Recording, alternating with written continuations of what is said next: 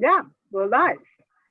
All right. So, welcome, Jim, Thanks for Godfather. having Thanks for having me again. So it's exciting to have you back, and we have a lot to discuss. So let me just make sure we're live on Facebook. Yes, we are. So let me share this to my other pages. Um,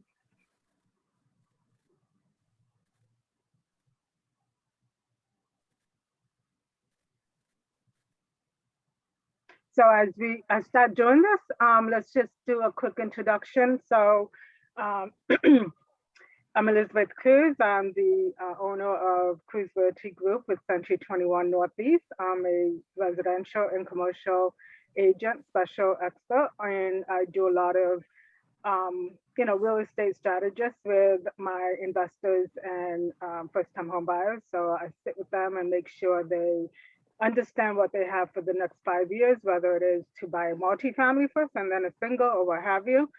So I also do flipping and financing, which is just helping people to become flippers and helping them with creating a team of experts, general contractors, electricians, plumbers, especially hard money lending. And also do empowering women through real estate, which is basically empowering women to become landladies. So we initiated that program back in 2019 because of the COVID. We did not do anything in 2020. We're starting that off now in May. And the good thing about it is that we have quite a few people interested. And from the prior segment that we had 3 people who became landladies. So it is excellent. And it's sort of a support group. So with that, I'm also a board member of Worcester WebPath Advisory, and also the Central Mass Conference for Women. She's local, and also LABO, which is Latin American Business Organization. I'm a board member, the secretary there. So with that, I pass it on to you, James. Sure. My name's Jim Brooks. I'm the Director of Housing Development for the City of Worcester. My primary job is really, well, 2 things. First, to encourage new housing development within the city, both for market rate and affordable, as well as, all kinds of housing related to elders, accessibility, all issues really related to housing for new construction. And then the other part of my job is I manage all the HUD funding coming into the city for housing. So a large portion of what we do is rehab a lot of the old existing structures in the city. City of Worcester is an old city. It's has the 5th oldest housing stock in the country. So over 70% of our housing was built between 1880 and 1920. So a large majority is over 100 years old, and they weren't built at that time for a lot of the modern facets of living, whether it's modern electricity or heating systems or different systems within a building. So one of the things we do is really focus on a lot of upgrades within the existing structures to make sure they're healthy and safe for the tenants.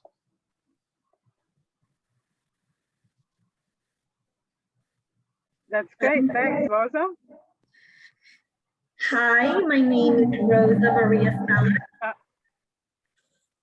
I work for Fidelity Bank in Leominster, the main office. I am a home loan specialist. I specialize in working with first-time home buyers and refinancing loans.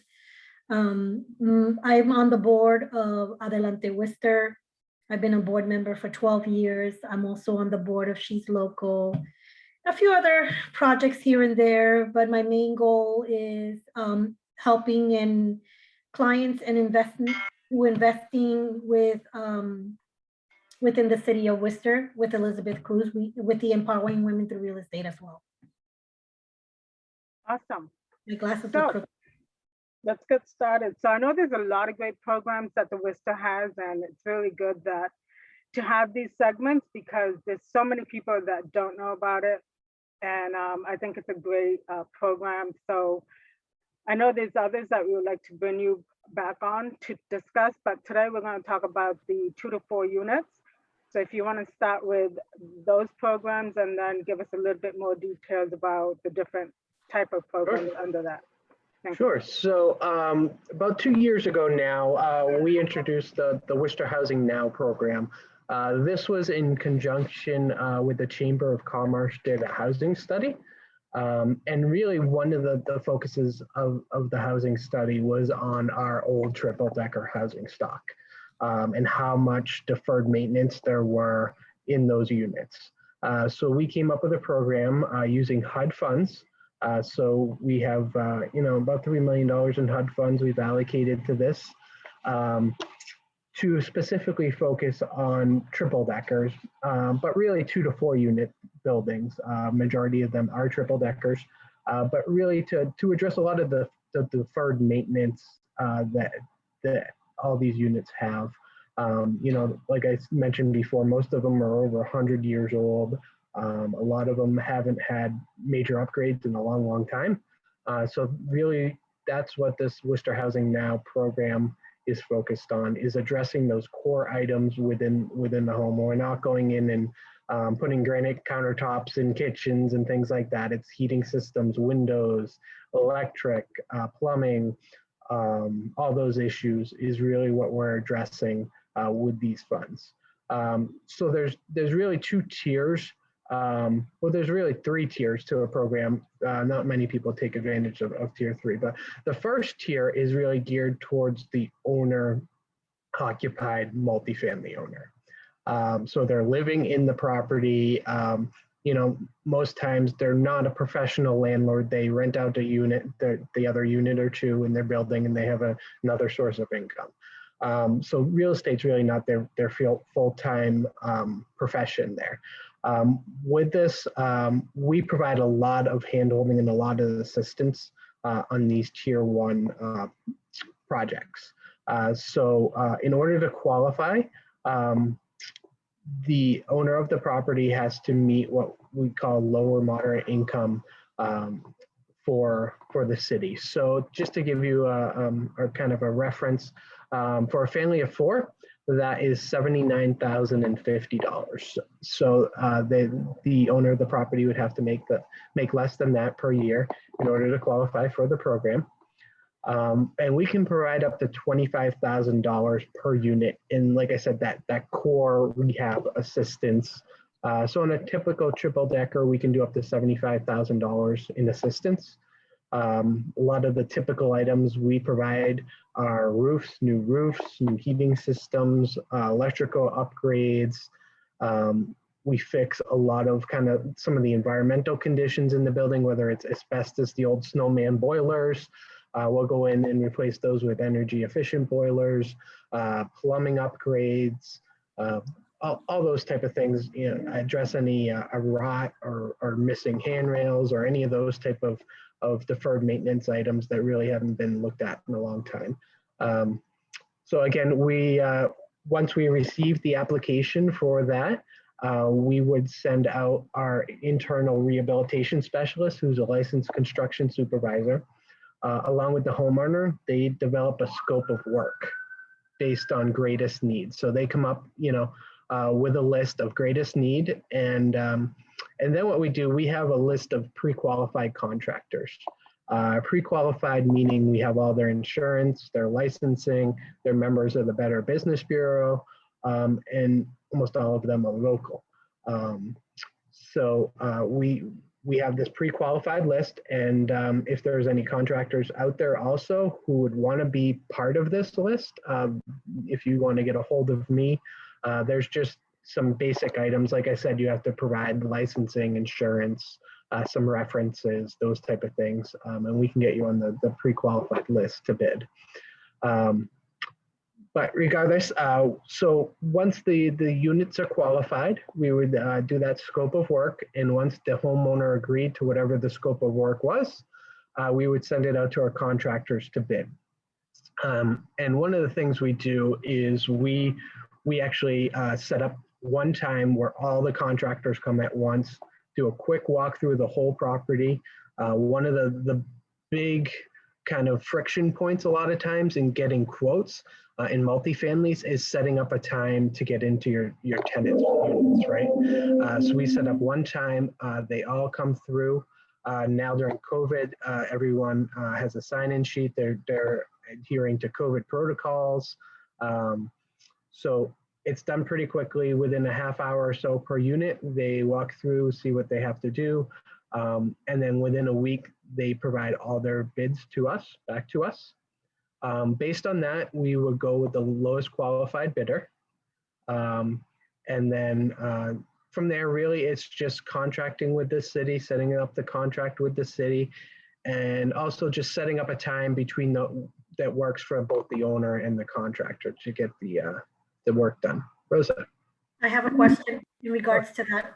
When it comes to taking the lowest bid, what do you take into consideration being the lowest bid? What are the criteria that you are looking for that lower bid? Not only because it's the lowest, but also you want to make sure that the property is done correctly and they're not, what is the word I want to use? So that's where our rehabilitation specialist comes in.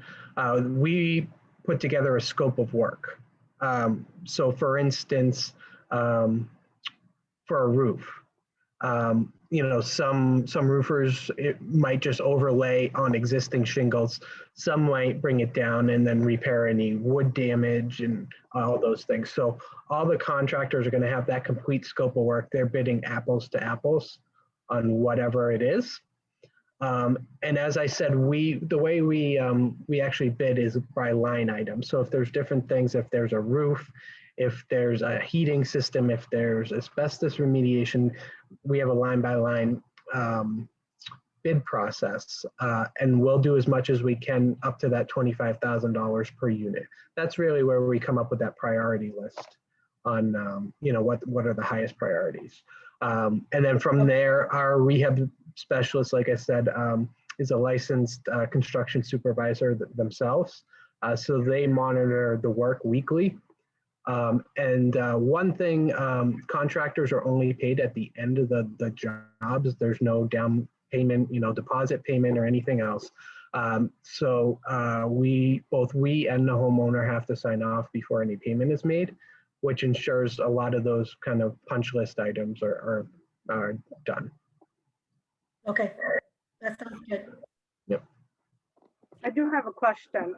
Sure. So the rehabilitation specialist, is that a city employee or is that one of the qualifying bidders? No, it's a city employee who, like I said, is a licensed professional. They've been in the field 20, 30 years at this point. So, and we also deal very closely with our building code officials to make sure all the proper permits are pulled and signed off and everything. So, yep. So that's really, and we do work with the homeowner too. Sometimes, like I said, it's a budget issue more than anything else. A lot of times they have this whole big laundry list of things they want to get done. But we really prioritize, okay, if your roof's leaking, it doesn't matter, on some of the interior stuff. If you have a leaky roof and it's coming down and there's mold everywhere, you're not gonna, it doesn't really matter as much as if, your sink is dripping one drip every 10 minutes or something. So that's where we come up with that priority list for our funding. One of the things I was thinking about was, what about, oh my God, I just had it like in my head and I forgot what I was gonna ask. When you're working with the landlords on these projects and they come to you, do they normally have to have funds of their own in order to do the project? So for owner occupied, no.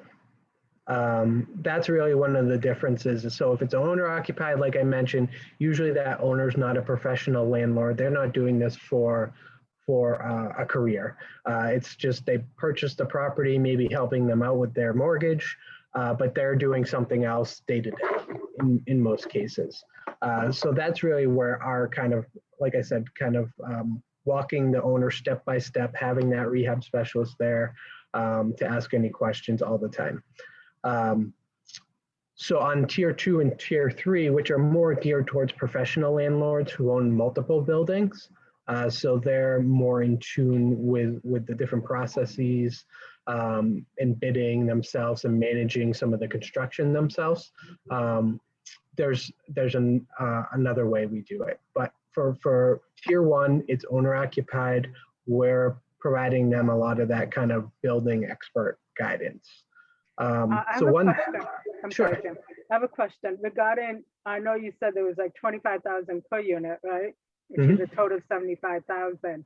But if there's lead paint, is that a separate grant or is that all part of that 25?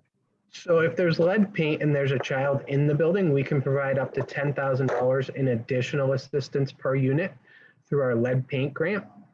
And that's if it's a 3-family building, if there's at least one child in the building that is under 6 years old, or there's someone who's pregnant in one of the units, we could qualify the whole building for lead abatement at the same time. So in some cases, it can be up to $35,000 total in assistance. What areas primarily are you focused on right now? So all of these funds are directed to within the city of Worcester. We cannot go outside the city limits with these funds. But, you know, they're available throughout the city. It has to be a 2 to 4 unit structure. And for, like I said, for tier 1, it's owner occupied and they would have to meet the income guidelines in order to qualify. And one thing with tier 1, we pay directly to the contractor any payment. So it really doesn't go through the property owner at all. So they're not expected to front any payment up front and then we reimburse them. That's different with our other phases or other tiers. I remember my question. Okay, so let's say you have a landlord, he lives in the property and he may not be income eligible, but he rents to low to moderate income families. Would that qualify him? Unfortunately, no. Okay. It has to be with owner occupied. It has to be the owner has to qualify. Okay. When it's pure rental, it's up to the tenants to qualify, not just the landlord. But if it's owner occupied, it has to be the landlord also. There's nothing it's HUD guidelines. It's not something the city imposed, but it's just the rules we have to follow. One other question though. Sure. For this one that is owner occupied, is that for, do you have to pay back this money? Yep. So that's what I was just going to get to. So I was going to just say, so you're probably thinking, what's the catch in all this? So what we do is we place a 10-year affordability restriction on the property. And what does that really mean? So for the owner, they'd be committed to either living there for 10 years, or if they did move out, they would have to rent to an income qualified individual in their unit. The other units that received assistance, there would be that 10-year affordability period where they would have to, have their rent at a certain level called the fair market rent or less. And then after that 10-year period, the restriction gets released, and then the owner can do whatever they want with the property. So if they sell it before the 10 years, that means they have to pay it back. So if they sold it or did a cash out refinance, they would have to pay it back. For rate and term, they would not. We would subordinate the restriction. Okay. And then I know that if you do rent to income eligible tenants, you need to keep track of that, right? You need to have a good record. Correct. So you would have to keep track of it if a new tenant came in. So when that tenant is initially qualified as a lower moderate income tenant, and they qualify, we don't want to hold that tenant back from making making more money and improving their financial life. So it's only when a new tenant comes in. The idea is just to make sure these units stay affordable for people who are living there. Just to make sure I understand. So if somebody comes in and they're income eligible, but then later on they get a raise or promotion, that's okay to keep They them can there? stay there with this program. Yep. Okay. Yep. Okay, that's good to It's know. not, this is a little bit different than like a Section 8 voucher. Yeah. It's only at the time we qualify them that they have to make those income restrictions. Okay. All right. So what's the difference between the other one, right? The Sure. investor. So our tier 2 and tier 3. So tier 2 is if the investor already owns the property. Mhm. Tier 3 is if an investor wants to purchase a property and then rehab it. So they're pretty similar. One is just a straight rehab. They already own the property. The other is if they're going to purchase it and then rehab it. And in that case, in tier 3, we can actually assist them on either the rehab or the purchase. So they could either get, up to the $50,000 at purchase or at rehab. And that's one of the differences also with both tier 2 and tier 3. It's up to $50,000 per unit. The difference there is we're gonna the owner of the property, the landlord, has to do a lot of their own legwork. So our rehab specialists will be available to them. But they're going to have to come up with their own scope of work. We'll review it, but they're going to have to come up with their own scope of work. They're going to have to get their own bids. And you have to approve the scope of work prior to. Correct. Before they start, we would have to approve the scope of work.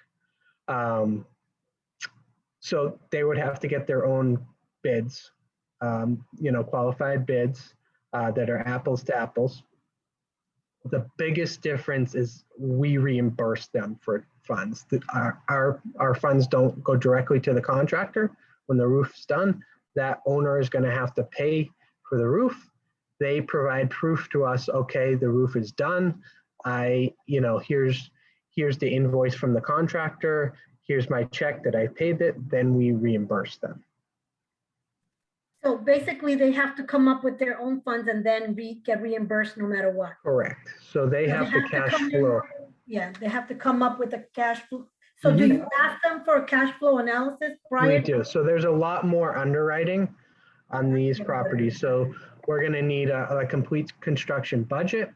We're going to need they're going to have to do a 10-year pro forma because we have a 10-year restriction on the property. So they'll have to do a 10-year pro forma on the property in order to qualify. And again, that's really why there isn't that additional $25,000 per unit. So they can get up to $50,000 per unit, which on a triple decker is $150,000. That's potentially forgivable as long as they hold it for 10 years and keep the units affordable. So that's really the big difference is they're going to have to cash flow it either through, if they have a bank loan for rehab, that's fine, or other, lines of credit or. Jim, So do you monitor so let's say these units are being redone. Mhm. This is going to be basically almost the same way as the other ones. You're going to prioritize what's going to be done, right? Like they can't be putting in granite countertops because they want to rent to high income. So for our funds, we wouldn't allow that, but if they're going to do that as part of an overall project, we're not going to be, in most cases, we're not going to be the only funder in this. They're going to have to come up with some of their own funds. Usually we look at like a 50-50 split on these. So if they're going to do $300,000 in total renovations on the property, they're going to have their own $150,000 and we'll have our $150,000. And then we'll, in our construction budget, we'll actually break it out. Okay, we're going to pay for the roof. You're going to pay for kitchen cabinets, everything else. So we'll break it out what we're actually funding as far as line items. So on that note, so they can get a loan like from Fidelity for renovations for Yep. 150, and then they get the 150 from you. right? Yep. Assuming they follow. Yeah, the and so what we usually do is when we do these projects, we issue what's called a conditional funding commitment, meaning as long as you have the funds available, whether it's through an equity loan, whatever it is, cash, or some type of other mortgage, we are conditionally committing these funds to you.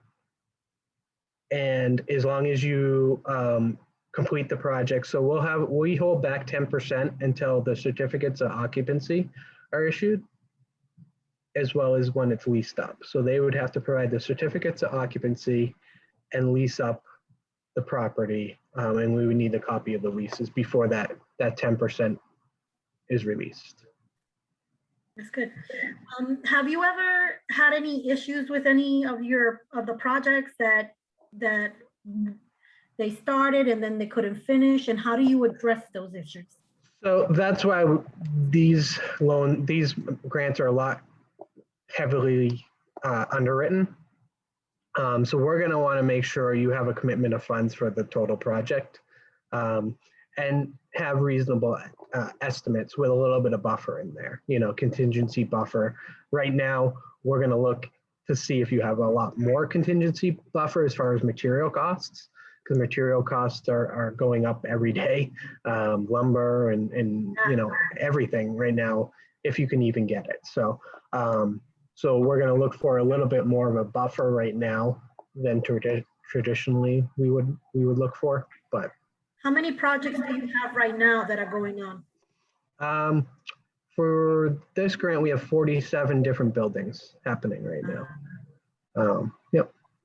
So there's a lot. Most of them are owner occupied. There's probably 5 to 10 investors right now who are taking advantage of this.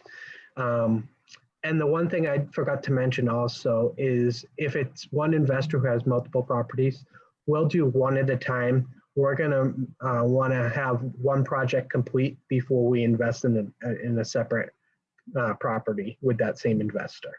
Okay. What do you need to qualify? Like, for example, owner occupied. What happens if they have multiple buildings? Like they live on one, but they have another 3 family that they're investors. So they, and as an investor, we require them to own at least 2 buildings within the city. The reason we do that, we look to make sure, that they're upkeeping their current properties in the city. We have a system with code that we can look up any property violations. If there were violations, did they take care of them right away? Or is it a persistent, problem? So if they're one of the problem landlords, that's going to cause us to look even deeper into really what they're proposing here, as well as their sustainability plan long-term with tenants and with the property. So, yeah. So just to go over tier 2 and tier 3, right? Mm-hmm. So tier 2 is that this is an investor that owns the property already. So that investor could utilize this fund on one of the existing properties. They need to have at least 2 buildings in order to qualify. Correct. Right? Yep. Then tier 3 is is this an investor that's going to buy a property and repair it, but they still need 2 existing buildings? So they have to own at least 2 buildings in the city, and they be, buying their 3rd property. Okay. In this case, they're coming to us before they actually have that, title to that property. And we either look at it as, okay, in order to make this project work and rehab this building. So a lot of times these are buildings that are like fire buildings, or there's, condemned for some reason. In order to make these projects work, especially with material costs and everything going up right now, it could be 400,000 in acquisition and another 400,000 in rehab, maybe. Mm-hmm. But with the rents that we're going to require, maybe, it's only going to cash flow at 500,000 or something, so we come in for that gap there. And that's really what we're going to look at is, okay, is there a gap there? And is this going to make this property that's offline now due to condemnation or fire or something, is it going to bring it back to life? And that's really what that tier 3 is for. It's not just someone saying, I want to buy a multifamily. There's tenants in it now. I just want to do a roof or something like that, where they wouldn't get approved for that. It's really the kind of those properties who are going to need funds in order to make the property successful in cash flow. I see. So in other words, if somebody, like an investor want to buy a property that has gas on gas, power heaters, and they want to get rid of all that, and it has lead paint, this won't qualify for that, tier 3. So again, it depends on kind of what the condition is. If there's an issue with the current management of the property, they haven't invested in things, and there's 20, 30 code violations there, and they're saying we're gonna sell it, we might look at it. Okay, is this new landlord, are they responsible? Are they going to improve this property?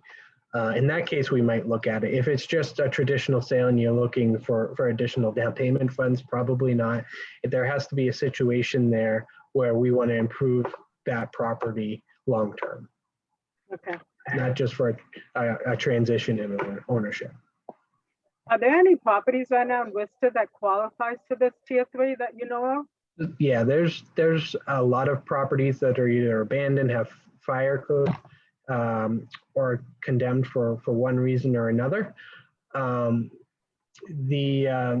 every month, the city holds meetings called Chapter 139 meetings. Chapter 139 is a part of the Massachusetts Sanitary Code. We hold these meetings, and these are really all the property owners that have some type of violation. In most cases, it's pretty serious violations, whether there was a fire in the property, maybe a roof is collapsing or a porch is collapsing, or something.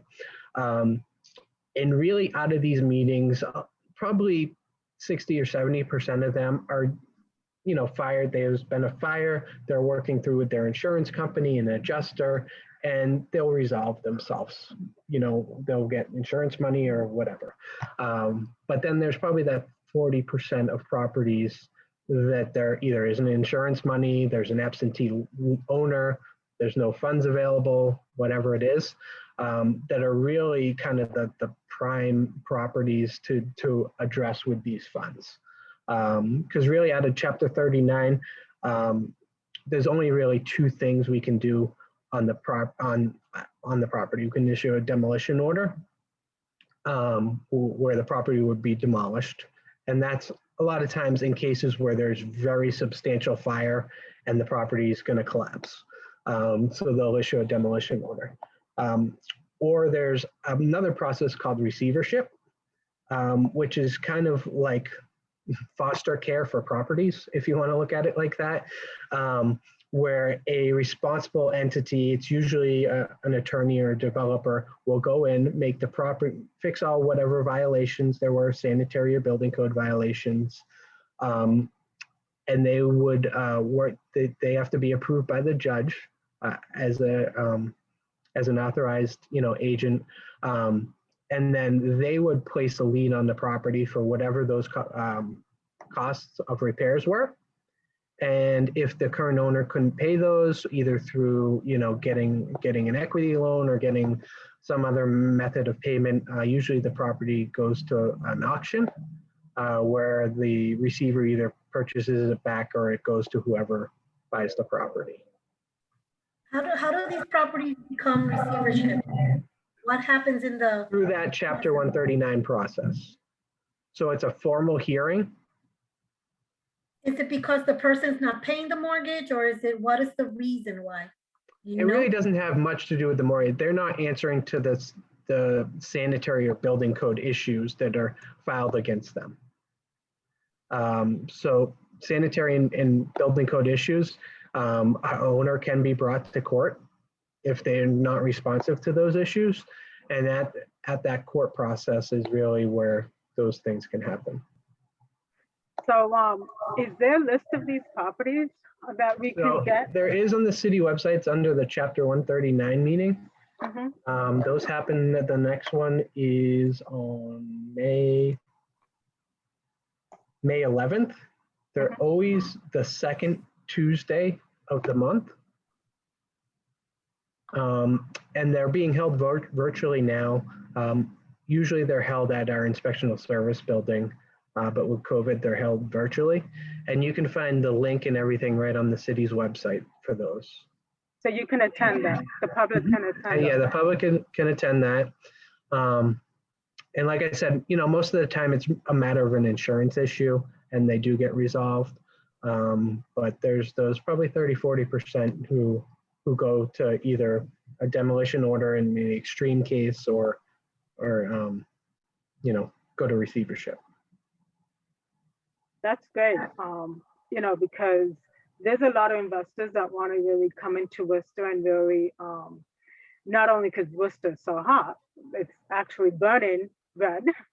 It's just. And that's really what this program is trying to help also, to make sure, when we do help out with tax money, through the federal government, that we make sure that those units are affordable to people here that are already living here. So. Exactly. And a lot of investors that I know that I work with, they want to come to us. I know one particular investor that comes in and really does a good job with all his 3 families. And he just wants to come in and really improve the community. So for situations like this, it would be great to have those type of investors come in and really just add more value to Worcester and also the community. So this is great. Yeah, so the one thing I will say with any type of HUD or federal money, the real cost in this is time. So if you want to buy a property next Friday and then start on Monday rehabbing it, with federal money, you can't do that. Between the time you actually apply and get approved through that conditional commitment to when you can start is usually about 60 days. 60, yeah. Yeah, and those that are really looking for adding value, they wouldn't be concerned about the time, right? Because it's a process. Yeah, there is, there's administrative process we have to follow for federal money, because it is tax money. We have to make sure we're using it wisely and correctly. So there is that time cost to the money, that if you want to flip this thing and get it back on the market in 30 days or get it rented up in 30 days, it's probably not the way to go. But if you have time and you prepare ahead of time correctly, these funds can be valuable. Yeah, definitely. Is there any type of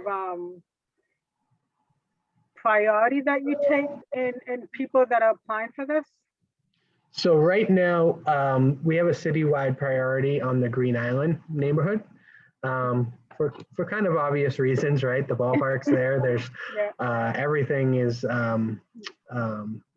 getting renovated. There's new restaurants. There's new commercial space going there. So one thing we're really focused on is maintaining affordable housing in those neighborhoods. So we have a real focus on those neighborhoods, the whole Green Island neighborhood, that goes all the way down to where the 146 entrance is, right by Haddad's there, the auto detailing place.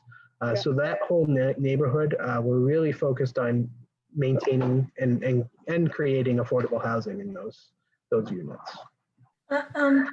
James, with Worcester being such an up-and-coming city and rents on the rise, what is the city doing, or what can the city do to make sure that these rents are not exacerbated by astronomical amount of money that the average person who's low income cannot afford to rent?